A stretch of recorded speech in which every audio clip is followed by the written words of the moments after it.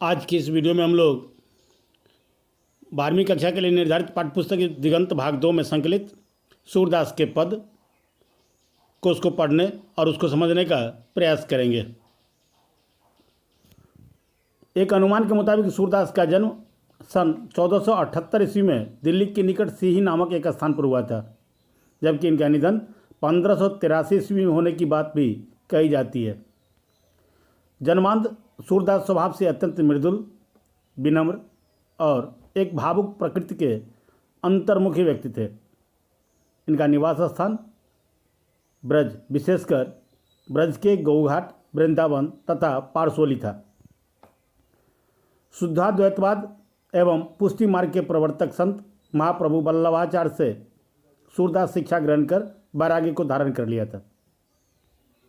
इनकी प्रमुख कृतियों में सूरसागर, साहित्य लहरी, राधा रसकेली तथा सुरसर वाली विशेष उल्लेखनीय है।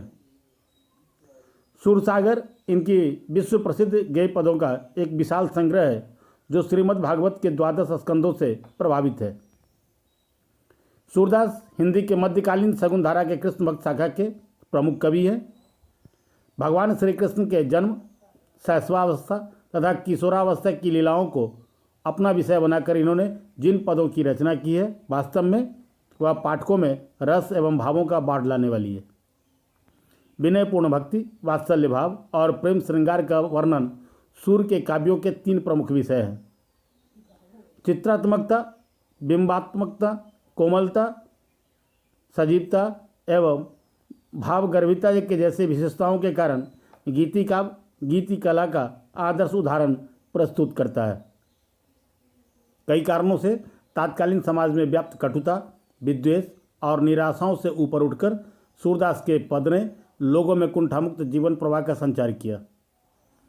आचार्य हजारी प्रसाद द्विवेदी के कथन से सूर के काव्यों की विशेषताओं को आसानी से समझा जा सकता है, जिसमें उन्होंने कहा था कि सूरदास जब अपने प्रिय विषय का वर्णन शुरू करते हैं तो मानो अलंकार शास्त्र हाथ जोड़कर उनके पीछे पीछे दौड़ा करता है।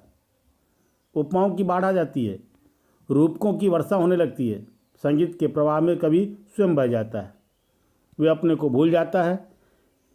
काव्य में इस तन्मयता के साथ शास्त्रीय पद्धति का निर्वाह विरल है। प्रस्तुत सूरदास के दोनों पद वात्सल्य भाव के हैं। ये सूरसागर से उद्धृत है। दोनों पदों में विषय, भाषा, शैली, संगीत आदि गुणों का अनूठा संगम दिखाई पड़ता है। पहले पद में सोए हुए बालक श्री कृष्ण को कोमल मधुर स्वर में जगाने का प्रयास किया जा रहा है, जबकि दूसरे पद में नंद बाबा की गोद में बैठकर कृष्ण को भोजन करते हुए दिखाया गया है। आम जन जीवन में परिचित ऐसे दृश्यों और प्रसंगों का संयोग अत्यंत मर्मस्पर्शी है। तो आइए सूरदास के पहले पद की व्याख्या को देखें। उसके पहले उस पद को हम लोग एक बार देख लें, जिसमें कवि कहते हैं कि जागिए जागिए ब्रजराज कुंवर, कमल कुसुम फूले, कुमुद वृंद संकुचित भय, भृंग लता भूले। तमचुर खग रोड़ सुनहु, बोलत बनराई, रामभति गो खरकनी में बछरा हित धाई।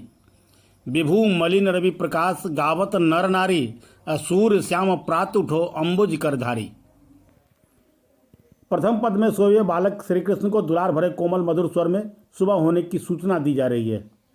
यहाँ कृष्ण को ब्रज का राजकुमार बताते हुए कहते हैं कि हे ब्रज के राजकुमार, जागिए, कमल खिल गए, कुमुदनियों का समूह संकुचित हो गया है, भ्रमर लताओं को भूल गए, मुर्गियाँ और पक्षियों के कोलाहल को सुनो, पेड़ बोल रहे हैं, गायें बछड़ों के लिए रंभाने और दौड़ने लगी है, चंद्रमा की रोशनी मध्यम पड़ने लगी है, सूरज का प्रकाश चारों ओर फैल गया है, स्त्री पुरुष सभी गा रहे हैं, अतः कोमल हाथों वाले हे श्री कृष्ण उठो, प्रात हो गया।